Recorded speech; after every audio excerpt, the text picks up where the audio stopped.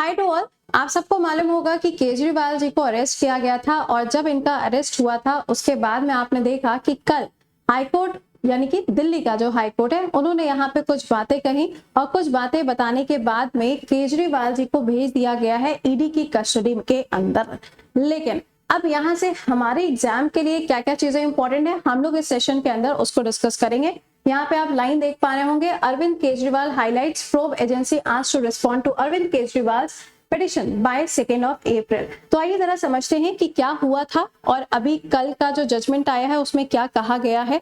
और यहाँ पे अभी सुर्खियां ये चल रही हैं कि किस तरीके से केजरीवाल लीड करने वाले हैं दिल्ली को जेल से, या वो अपनी वाइफ को सीएम बनाएंगे या फिर वहां पे राष्ट्रपति शासन को लागू किया जाएगा। तो आइए इन सब चीजों के बारे में बात करते हैं। देखिए, अभी कुछ दिन पहले की बात है, मैंने आपको पढ़ाया था कि ईडी ने इनको अरेस्ट किया था रात में 9:15 बजे के आसपास। केजरीवाल जी को अरेस्ट किया जाता है उनके आवास से, उनके घर से।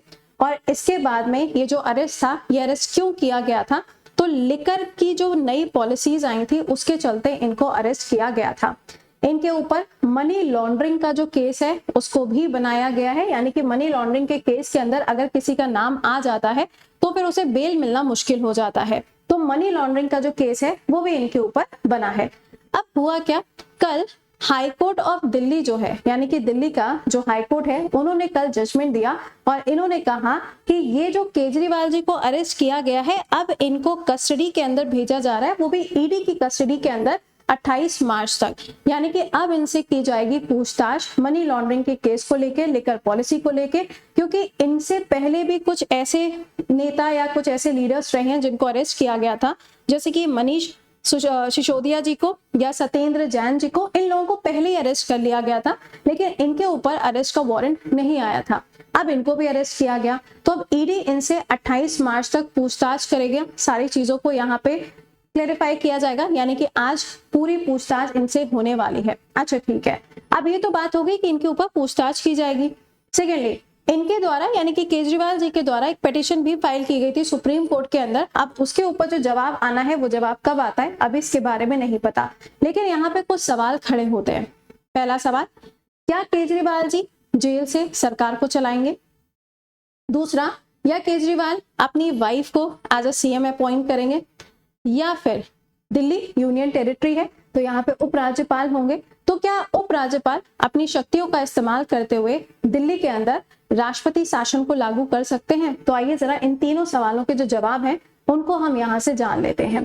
जैसे कि मैंने बोला, ईडी की कस्टडी में ये जा चुके हैं और अब यहाँ पे इनसे पूछताछ की जाएगी। The court has asked the probe agency to file response of Kejriwal ji, यानी कि केजरीवाल जी का जो रिस्पॉन्स होगा वो रिस्पॉन्स कब तक पहुंचाना है कोर्ट के पास में? 2 अप्रैल तक उसको पहुंचाना है, ठीक है। और इसके ऊपर सुनवाई कब होगी? 3 अप्रैल को इसके ऊपर सुनवाई की जाएगी। अब पहला पॉइंट ये है कि क्या कोई सीएम जेल से सरकार चला सकता है? बिल्कुल चला सकता है, कोई समस्या नहीं है। लेकिन प्रॉब्लम यहाँ पर ये होती है कि अगर कोई भी सीएम है, चाहे वो किसी स्टेट का हो चाहे वो किसी यूटी का हो, तो उसे सरकार चलाने के लिए सबसे ज्यादा जरूरी होता है पेपर वर्क करना, बहुत सारे फोन कॉल्स करना, जगह जगह पे विजिट करना, ये सारे काम सीएम के होते हैं। लेकिन जेल में रहते हुए ये सभी चीजें पॉसिबल नहीं हो पाती, जिसकी वजह से काफी ज्यादा डिफिकल्टीज आती हैं। तो अभी यहाँ पे ऐसा हो सकता है क्योंकि केजरीवाल जी ने अभी इस्तीफा नहीं दिया और यहाँ पे हमारे कॉन्स्टिट्यूशन के अंदर जो रिप्रेजेंटेटिव एक्ट है 1951 का, वो ये कहता है कि जब तक किसी के ऊपर दोष सिद्ध नहीं हो जाता तब तक आप उसको उसकी पोस्ट से नहीं हटा सकते हैं। तो इस हिसाब से अगर देखा जाए तो इनके ऊपर अभी ये सिद्ध तो हुआ नहीं, अभी ये प्रूफ तो हुआ नहीं है, अभी तो यहाँ पे कार्रवाई चल रही है। तो पॉइंट यहाँ पे ये है कि ये एज अ सीएम काम कर सकते हैं, लेकिन दिक्कतें आएंगी। तो इन दिक्कतों के सलूशन के लिए क्या ये अपनी वाइफ को एज अ सीएम अपॉइंट करेंगे अपनी जगह पर? तो अभी इसके बारे में ऐसा कुछ भी बताया नहीं गया। साफ साफ केजरीवाल जी ने कहा है, कल रात में इनका एक दूसरा मैसेज भी आया था जनता के लिए, तो यहाँ पर अभी ऐसा कुछ बोला नहीं गया कि इनकी वाइफ यहाँ पे लीड करेंगे, ठीक है। दूसरा पॉइंट है कि यहाँ के जो एलजी हैं कौन है वो आप कमेंट बॉक्स में बताइएगा। जो उपराज्यपाल हैं दिल्ली के, क्या वो अपनी शक्तियों का इस्तेमाल करते हुए यहाँ पे राष्ट्रपति शासन को लागू कर सकते हैं? अब देखिए, दिल्ली का जो प्रशासन है, यानी कि दिल्ली एक यूनियन टेरिटरी है, आर्टिकल नंबर 239AA के अंदर दिल्ली का प्रशासन आता है। लेकिन अगर हम यूनियन टेरिटरी की बात करें तो article number 239A and 239AB जो है ये काफी सारी पावर्स प्रोवाइड कराते हैं उपराज्यपाल को।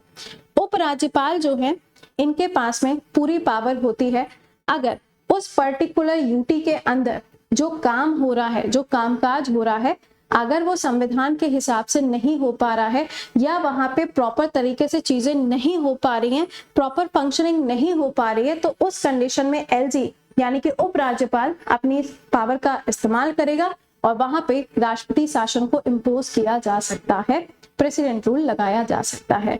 तो अभी यहाँ पे यही देखने को मिल रहा है, क्योंकि जेल से रहते हुए ये काम सही से नहीं कर पाएंगे, सबको पता है ना। तो यहाँ पर पॉइंट ये आ रहा है कि हो सकता है अभी यहाँ पर क्या हो जाए, यहाँ पर राष्ट्रपति शासन लागू किया जा सकता है। बट ये याद रखिएगा प्रेसिडेंट रूल किसके कहने पे लगेगा, अगर यहाँ के उपराज्यपाल राष्ट्रपति शासन को लगाने के लिए कहते हैं तभी यहाँ पर इसको इम्पोज किया जाएगा। ठीक है, तो ये तो यहाँ पर ये सारे पॉइंट्स हो गए। इसके अलावा आप देखेंगे तो यहाँ पे कोई और अलग से जजमेंट आप देखेंगे तो वो आपको नहीं मिलेगा। यहाँ पे आप देख पा रहे होंगे अलग अलग जगह पे अलग अलग नारेबाजी चल रही है, बहुत सारी चीजें आप देख पा रहे होंगे, दिल्ली में विधानसभा में ये सब चीजें चल रही हैं। ठीक है, बट अपने काम का क्या है, अपने काम का यहाँ पे सीएम का रोल क्या होगा वो इंपॉर्टेंट हो जाता है। दूसरा पॉइंट अपने लिए इंपॉर्टेंट है कि कौन कौन से आर्टिकल हैं, तो 239AA, 239A एंड 239AB ये वो आर्टिकल्स हैं जो आपके पेपर में पूछे जा सकते हैं। सो आई होप कि आपको समझ में आ गया होगा कि राष्ट्रपति शासन इम्पोज कौन कर सकता है, और अगर राष्ट्रपति शासन लगता है तो ऑब्वियस सी बात है क्या होगा, सारी की सारी जो पावर है वो प्रेसिडेंट के हाथ में चली जाएगी, फिर यहाँ पे सीएम का कोई काम नहीं रहेगा। ओके, तो आप मुझे कमेंट बॉक्स में बताइएगा एलजी ऑफ दिल्ली कौन है, कमेंट बॉक्स में मेंशन करके बताइएगा। तो मिलते हैं आपसे फिर अगले सेशन में अगले बर्निंग इशू के साथ में। टिल देन खुश रहिए, मुस्कुराते रहिए और इसे शेयर जरूर से किया करें। Till then bye bye and take care to all.